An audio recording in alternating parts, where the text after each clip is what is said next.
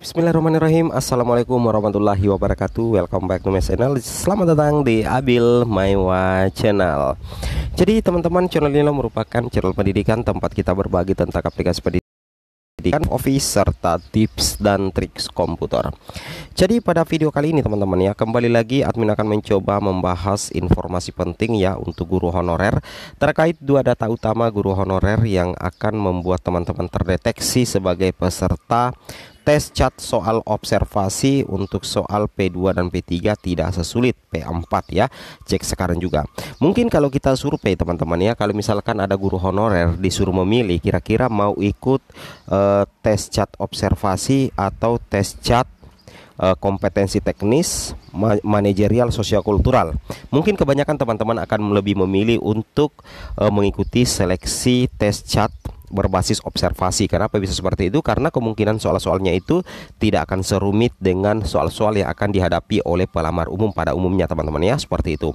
Dan tentunya ada beberapa kategori guru honorer yang kemungkinan besar akan terhindar dari pengerjaan soal-soal kompetensi teknis, manajerial, sosiokultural, dan wawancara di seleksi P3K Guru Formasi tahun 2023. Tapi sebelum kita lanjut, bagi rekan-rekan guru yang baru pertama kali menemukan channel ini, jangan lupa tekan tombol subscribe dan aktifkan lonceng notifikasinya agar setiap hari Bapak Ibu bisa mendapatkan update informasi terbaru seputar perkembangan P3K Guru. Baik, tanpa berlama-lama lagi kita langsung saja to the point ke informasinya.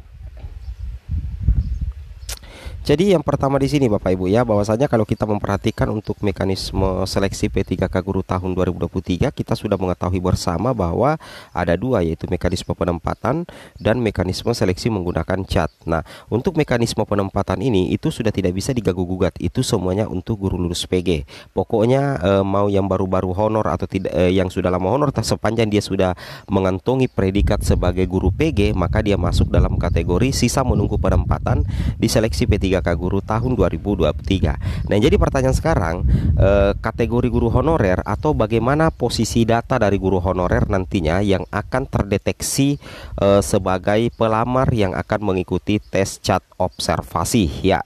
Kita lihat di sini teman-teman ya, bahwa kategori pertama atau data pertama yang akan diperhitungkan ya, diperhitungkan untuk Bapak Ibu guru honorer agar bisa terdeteksi sebagai peserta pelamar tes cat observasi di P3K Guru tahun 2023. Yang pertama itu adalah Bapak Ibu ketika Bapak Ibu terdeteksi di database BKN ya. Bapak Ibu terdeteksi di database BKN sebagai kategori 2. Nah, jadi apabila Bapak Ibu adalah guru honorer kategori 2, dibuktikan dengan apa ya? Kartu tes ya. Kartu tes, maka secara otomatis Bapak Ibu itu akan terdeteksi sebagai pelamar yang akan tes cat observasi ya. Kalau misalkan Bapak Ibu memiliki kartu tes kategori 2, seperti itu kira-kira ya. Kemudian yang kedua adalah apabila misalkan Bapak Ibu adalah guru honorer yang terdata di Dapodik minimal 3 tahun ke atas, dan TMT-nya Bapak Ibu itu adalah sebelum Juni ya, sebelum Juni 2020. Nah, ingat ya, sebelum Juni 2020, maka data tersebut itu nantinya akan terdeteksi sebagai pelamar yang masuk dalam kategori prioritas 3 Bapak Ibu ya. Jadi Bapak Ibu akan terhindar sebagai peserta yang akan mengikuti tes cat ANBK pelamar umum. Seperti itu kira-kira ya. Nah, nantinya di sini bagaimana posisi peluang lulusnya ketika Bapak Ibu berstatus sebagai P2 atau P3, maka Bapak Ibu itu akan diprioritaskan setelah penempatan guru lulus PG 2021. Nah, begitu misalkan penempatan guru lulus PG 2021 ini sudah dilaksanakan, dan jika masih tersedia formasi nantinya, maka di sini akan dilaksanakan seleksi cat ya, seleksi cat untuk THK2. Nah, jadi THK 2 dulu seleksi catnya, tapi itu menggunakan tes cat observasi. Kemudian nantinya setelah itu akan dilaksanakan lagi tes cat observasi untuk P3, dan setelah itu nantinya akan diambil 3 besar Bapak Ibu ya, 3 besar untuk memperebutkan satu formasi ya, untuk memperebutkan satu formasi P3K guru melalui perengkingan nilai melalui tes wawancara. Di sini katakan paling banyak 3 kali jumlah kebutuhan jabatan dalam satu instansi berdasarkan nilai ranking tertinggi dan ketersediaan kebutuhan di sekolah. Seperti itu kira-kira ya. Kemudian kita lanjut lagi di sini Bapak Ibu ya. Di sini kita bahas lagi di sini. Nah, ini dia ya. Jadi Bapak Ibu kita lihat dulu ya, bahwasanya kalau tes cat observasi itu sangat jauh berbeda dengan tes cat pada umumnya.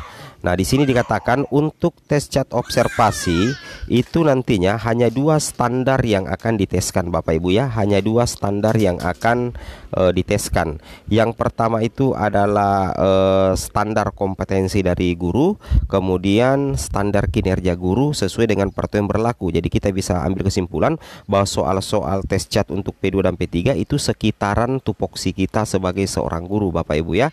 Tidak ada tes kompetensi teknis seperti matematika, manajer, sosiokultura ya. Berbeda kalau pelamar umum itu betul-betul dites kompetensi teknis, kompetensi manajerial, kompetensi sosiokultural. Tapi kalau P2 dan P3 nantinya itu materi kompetensi yang diteskan itu merujuk pada standar kompetensi guru ya, merujuk pada standar kompetensi guru sesuai dengan peraturan yang berlaku. Seperti itu kira-kira Bapak Ibu ya, itu yang harus. Jadi sudah sangat jelas ya bahwasanya untuk guru THK dan guru honorer negeri itu materi soalnya sangat berbeda jauh ya dengan pelamar umum. Nah, penentuannya nanti itu terakhir itu di bagian wawancara. Nah, di bagian wawancara nanti ini di sini dikatakan bahwa untuk kelulusan seleksi kompetensi ada 2 penentunya Bapak Ibu. Yang pertama itu apabila Bapak Ibu mendapatkan nilai ranking tertinggi dan ada ketersediaan kebutuhan di instansi atau di sekolah. Itu untuk P2, P3 dan juga pelamar umum ya. Kemudian kita lanjut di sini. Nah, di sini kita lihat ya Bapak Ibu ya, untuk pendeteksian data Bapak Ibu yang akan masuk ke dalam P2 atau P3 itu semuanya diambil dari data Dapodik ya. Nah, jadi data Dapodik. Jadi TMT Bapak Ibu yang ada di Dapodik itu akan ditarik masuk di database Kemendikbud. Kemudian nanti itu akan difilter lagi nantinya di data SSCASN. Tentunya ada beberapa perhatian linearitas ya, ada 3 yang diperhatikan. Yang pertama itu adalah kualifikasi S1, kemudian jenis sertifikasi, kemudian formasi mata pelajaran. Jadi data info GTK Bapak Ibu itu wajib valid, terutama terkait dengan verbal ijazah. Karena kalau misalkan data verbal ijazah Bapak Ibu itu bermasalah, maka tidak bisa melanjutkan proses resume di portal SSCASN 2023. Kemudian kita lanjut lagi di sini. Kemudian yang ketiga di sini dikatakan bahwa salah satu data utama yang diperhitungkan untuk bisa ikut tes cat observasi di 2023 nantinya, yang pertama itu adalah guru honorer diseleksi P3K guru 2022 itu diobservasi oleh kepala sekolah. Nah, jadi ketika Bapak Ibu adalah guru yang pernah diobservasi oleh kepala sekolah di tahun lalu, berarti data Bapak Ibu itu akan tersimpan sebagai P2 atau P3. Berarti nantinya di tahun ini Bapak Ibu tidak akan diobservasi lagi oleh kepala sekolah, tetapi nantinya melalui tes cat observasi. Jadi Bapak Ibu yang pernah diseleksi observasi oleh kepala sekolah itu nantinya Bapak Ibu ketika ada formasi itu nantinya akan mengikuti tes cat observasi. Kemudian berikutnya lagi adalah di sini Bapak Ibu perlu perhatikan ya. Ini yang paling penting. Nah, di sini ya, ini persoalan TMT di Dapodik ya. Jadi ketika misalkan Bapak Ibu TMT 2000, misalnya Bapak Ibu memiliki TMT 2004 sampai 2020, kemudian sebelum Juni 2020, maka Bapak Ibu akan mengikuti tes cat observasi diri sendiri. Tapi kalau TMT-nya Bapak Ibu itu sesudah Juni 2020 sampai 2023, maka Bapak Ibu akan mengikuti tes cat pengetahuan. Seperti itu ya, logikanya seperti itu. Jadi kalau misalkan TMT-nya Bapak Ibu itu Mei 2020, Januari 2020, maka Bapak Ibu tetap masuk ya, tetap masuk di tes cat observasi di sendiri. Dan Bapak Ibu adalah guru honorer sekolah negeri ya, bertugas di sekolah negeri. Oke, semoga bermanfaat. Assalamualaikum warahmatullahi wabarakatuh.